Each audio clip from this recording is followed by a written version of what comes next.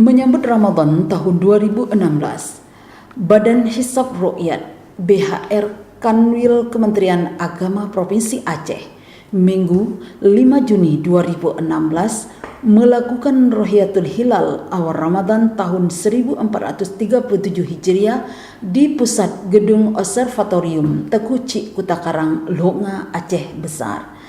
Kepala Kantor Wilayah Kementerian Agama Provinsi Aceh Dr. Andes Haji Muhammad Daud Pakeh beserta istri juga menyempatkan diri hadir untuk memantau sekaligus mengikuti pemantauan hilal untuk penentuan awal Ramadan tersebut. Namun hilal tidak dapat disaksikan akibat tertutup awan.